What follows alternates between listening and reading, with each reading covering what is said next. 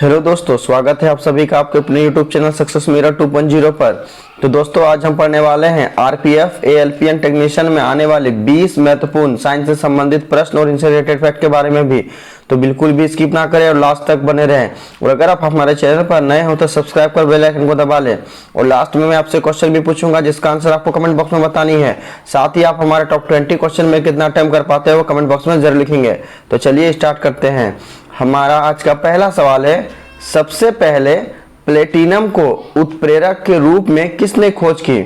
और दोस्तों किसी भी प्रश्न का उत्तर अगर आपको पहले से मालूम हो तो कमेंट बॉक्स में जरूर लिखेंगे।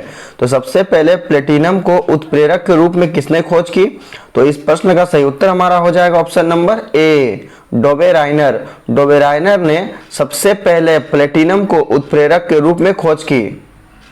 हमारा अगला सवाल है, उत्कृष्ट गैसों को आवर्त सारणी के किस समूह में रखा गया है। और दोस्तों आज हम जो आपसे टॉप 20 क्वेश्चन डिस्कस कर रहे हैं ये सारे के सारे इंपॉर्टेंट और 100% रियल आपके एग्जाम आरपीएफ एएलपीएन टेक्नीशियन में आने वाले रियल प्रश्न हैं। तो सभी प्रश्नों को अच्छे से देखेंगे और उन्हें याद करेंगे। साथ ही दोस्तों लाइक और शेयर जरूर कर दिया करेंगे। जो भी आपके दोस्त एएलपी टेक्नीशियन है वो आरपीएफ की तैयारी करते हैं उन्हें शेयर जरूर कर दिया करेंगे। और अगर इस प्रश्न का सही उत्तर अगर आपको पहले से मालूम हो तो कमेंट बॉक्स में जरूर लिखेंगे।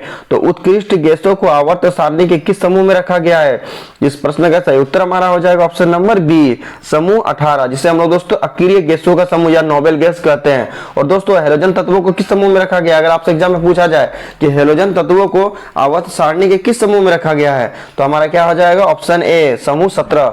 समूह 17 में हैलोजन तत्वों को रखा गया है। और अक्रिय गैसों जिसे हम लोग बोलते हैं नोबेल गैसों को समूह 18 में रखा गया है। हमारा अगला सवाल है, टेस्ला किसकी इकाई है, तो इसका सही उत्तर हमारा क्या हो जाएगा ऑप्शन नंबर बी, चुंबकीय फ्लक्स घनत्व। चुंबकीय फ्लक्स घनत्व की इकाई क्या होती है दोस्तों, टेस्ला होती है। हमारा अगला सवाल है, और दोस्तों ये प्रीवियस ईयर में पूछा गया सवाल है तो इसका सही उत्तर आप हमें कमेंट बॉक्स में जरूर लिखेंगे। किस बल के कारण गतिमान वस्तुएं वायु और जल का प्रवाह उत्तरी गोलार्ध में दाएं और दक्षिणी गोलार्ध में बाईं ओर विक्षेपित होती है। तो किस बल के कारण दोस्तों गतिमान वस्तुएं उत्तरी गोलार्ध में दाएं और दक्षिणी गोलार्ध में बाईं ओर विक्षेपित होती है, जिसका सही उत्तर हमारा हो जाएगा ऑप्शन नंबर बी, कोरियोलिस बल के कारण। कोरियोलिस बल के कारण दोस्तों गतिमान वस्तुएं उत्तरी गोलार्ध में दाएं और दक्षिणी गोलार्ध में बाईं ओर विक्षेपित होती है। हमारा अगला सवाल है, लुकेमिया एक कैंसर है। तो दोस्तों लुकेमिया एक कैंसर है जो किससे संबंधित है, तो इसका सही उत्तर हमारा क्या हो जाएगा ऑप्शन नंबर बी, रक्त से। लुकेमिया एक प्रकार का कैंसर है जो रक्त से संबंधित है। हमारा अगला सवाल है, विज्ञान के निम्नलिखित में से किस क्षेत्र से किरचॉफ के नियम संबंधित है। और दोस्तों ये बहुत ही महत्वपूर्ण सवाल है तो इसका सही उत्तर हमारा क्या हो जाएगा, तो विज्ञान के किस क्षेत्र से किरचॉफ के नियम संबंधित है तो इसका सही उत्तर हमारा हो जाएगा ऑप्शन नंबर बी, विद्युत परिपथ। विद्युत परिपथ से संबंधित रखता है किरचॉफ का नियम। हमारा अगला सवाल है, निम्नलिखित में से किसमें जल के संवहन के लिए विशिष्ट ऊतक नहीं होता है, तो इसका सही उत्तर हमारा क्या हो जाएगा option number D, Funaria. Funaria में जल के संवहन के लिए विशिष्ट ऊतक नहीं होता है। हमारा अगला सवाल है, और दोस्तों ये बहुत ही इंपॉर्टेंट सवाल है और इसका सही उत्तर आप हमें कमेंट बॉक्स में लिखेंगे। हरे शैवाल किसके कारण हरे होते हैं, तो हरे जो शैवाल होते हैं दोस्तों वो किस कारण से हरे दिखते हैं, तो इसका सही उत्तर हमारा क्या हो जाएगा option number B, chlorophyll. Chlorophyll के कारण हरे शैवाल हरे रंग के दिखाई पड़ते हैं। हमारा अगला सवाल है, जस्तीकरण स्टील और लोहे को किसकी पतली परत के साथ कोटिंग करके जंग से बचाने का एक तरीका है। तो जस्तीकरण स्टील और लोहे को किसकी पतली परत चढ़ा देते हैं दोस्तों या कोटिंग करते हैं जिससे उसमें जंग से बचाया जा सकता है, तो इसका सही उत्तर हमारा हो जाएगा ऑप्शन नंबर डी, जस्ता। जस्ते की पतली परत पर चढ़ा करके दोस्तों हम स्टील और लोहे को जंग से बचा सकते हैं। हमारा अगला सवाल है, कौन किसी खाद्य श्रृंखला में क्रमिक रूप से उच्च स्तर पर एक जीव विष का सांद्रता है, तो इसका सही उत्तर हमारा क्या हो जाएगा ऑप्शन नंबर सी, जैव आवर्धन। जैव आवर्धन दोस्तों किसी खाद्य श्रृंखला में क्रमिक रूप से उच्च स्तर पर एक जीव विष की सांद्रता है। हमारा अगला सवाल है, पानी के एक अणु में हाइड्रोजन और ऑक्सीजन के द्रव्यमान का अनुपात कितना है? तो पानी के एक अणु में हाइड्रोजन और ऑक्सीजन के द्रव्यमान का अनुपात कितना होता है? तो इसका सही उत्तर हमारा हो जाएगा ऑप्शन नंबर ए, 1:8। पानी के एक अणु में हाइड्रोजन और ऑक्सीजन के द्रव्यमान का अनुपात 1:8 होता है। हमारा अगला सवाल है, आंख की पुतली का आकार किसके द्वारा नियंत्रित किया जाता है? और दोस्तों ये बहुत ही इंपॉर्टेंट सवाल है। साथ ही आज हम जो भी आपसे टॉप 20 क्वेश्चन डिस्कस कर रहे हैं ये सारे के सारे इंपॉर्टेंट और 100% रियल आपके एग्जाम एएलपी टेक्नीशियन एवं आरपीएफ में आने वाले प्रश्न है दोस्तों। तो बिल्कुल भी स्किप ना करें और लास्ट तक बने रहें। और अगर आप हमारे साथ लास्ट तक बने रहते हो तो ये आपके एग्जाम के लिए बहुत ही यूजफुल होगा। साथ ही दोस्तों लाइक और शेयर जरूर कर दिया करेंगे और अगर आप हमारे चैनल पर नए हो तो सब्सक्राइब और बेल आइकन को दबा लेंगे। तो इस प्रश्न का सही उत्तर हमारा क्या हो जाएगा? आंख की पुतली का आकार किसके द्वारा नियंत्रित किया जाता है? तो इसका सही उत्तर हमारा हो जाएगा ऑप्शन नंबर डी, परितारिका। आंख की पुतली को परितारिका नियंत्रित करता है। और अगर आपसे एग्जाम में एक क्वेश्चन पूछा जाएगा कि जब हमारे आंखों में प्रकाश जाती है दोस्तों तो उसको कंट्रोल कौन करता है? तो उसको दोस्तों कंट्रोल कौन करता है? पुतली करता है। परंतु पुतली को कंट्रोल कौन करता है? परितारिका करता है। ये दोनों ही क्वेश्चन को आपको क्लियर रखना याद करके दोस्तों कि हमारे आंख की पुतली के आकार को नियंत्रित परितारिका करता है और नेत्र में जाने वाली प्रकाश की मात्रा को नियंत्रित करता है? पुतली करता है।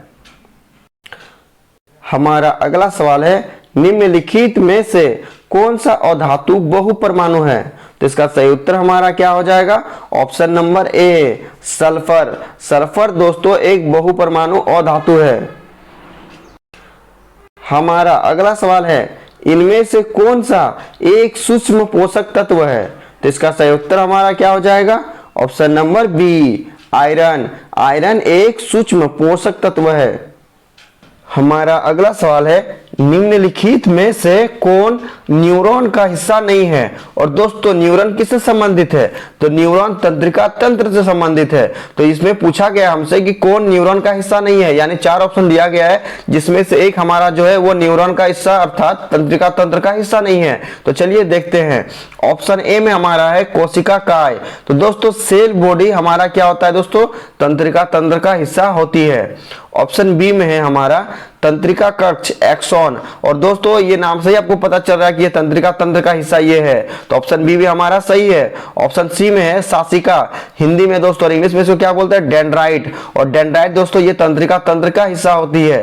तो ये भी हमारा क्या है दोस्तों? सही है। ऑप्शन डी में है हमारा शंकु कोन्स। और ये दोस्तों बिल्कुल ही गलत है दोस्तों। शंकु अर्थात कोन्स दोस्तों तंत्रिका तंत्र अर्थात न्यूरॉन का हिस्सा नहीं है। इसलिए 15 नंबर का ऑप्शन डी हमारा क्या हो जाएगा? इसका दोस्तों सही उत्तर हो जाएगा।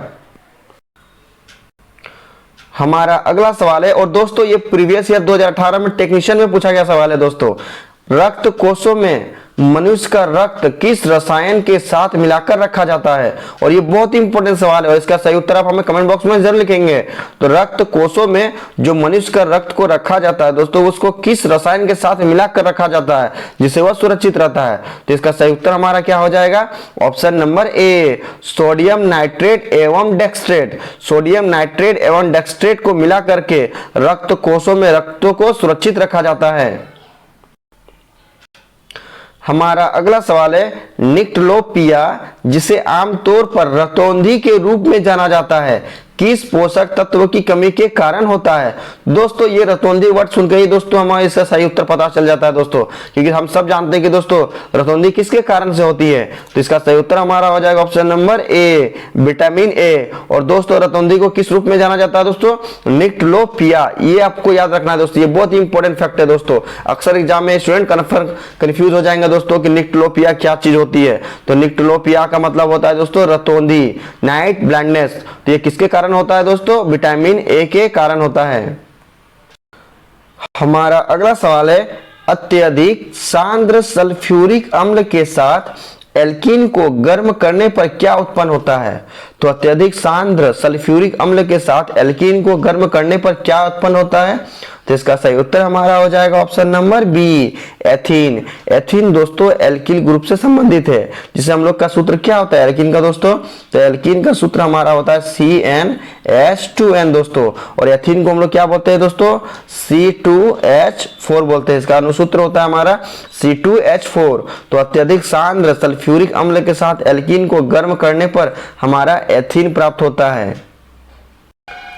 हमारा अगला सवाल है, निम्नलिखित में से कौन सा एक प्रोटोजोआ नहीं है। और दोस्तों ये बहुत इंपॉर्टेंट सवाल है। तो चार ऑप्शन में हमारा कौन सा एक सही उत्तर है दोस्तों जो प्रोटोजोआ के अंतर्गत नहीं आता है।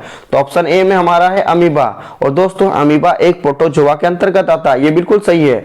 युग्लिना भी हमारा एक प्रोटोजोआ के अंतर्गत आता है, ये भी हमारा सही है। ऑप्शन सी में है प्लाज्मोडियम, और प्लाज्मोडियम भी दोस्तों एक प्रोटोजोआ है, ये भी हमारा सही है। ऑप्शन डी में है हमारा स्काइफा, और स्काइफा दोस्तों ये प्रोटोजोआ नहीं है दोस्तों, इसलिए इस प्रश्न का सही उत्तर हमारा क्या हो जाएगा, ऑप्शन नंबर डी स्काइफा एक प्रोटोजोआ नहीं है। हमारा अगला सवाल है, और दोस्तों आज का हमारा ये अंतिम प्रश्न है। साथ ही आज हमने जो आपसे टॉप 20 क्वेश्चन डिस्कस किया, ये सारे के सारे इंपॉर्टेंट और 100% रियल आपके एग्जाम आरपीएफ एएलपी टेक्नीशियन में आने वाले प्रश्न हैं। तो सभी प्रश्नों को अच्छे से देखेंगे और उन्हें याद करेंगे। साथ ही दोस्तों लाइक और शेयर जरूर कर दिया करेंगे। जो भी आपके दोस्त एएलपी टेक्नीशियन एवं आरपीएफ की तैयारी कर रहे हैं उन्हें शेयर जरूर कर दिया करेंगे दोस्तों, क्योंकि ये सारे महत्वपूर्ण प्रश्न है जो आपके एग्जाम में आएंगे। तो चलिए क्वेश्चन की तरफ बढ़ते हैं। हमारा आज का अंतिम प्रश्न है, एस माउनी निम्न में से किसकी प्रजाति है। तो इसका सही उत्तर हमारा क्या हो जाएगा, ऑप्शन नंबर सी कपास। एस माउनी कपास प्रजाति से संबंधित है।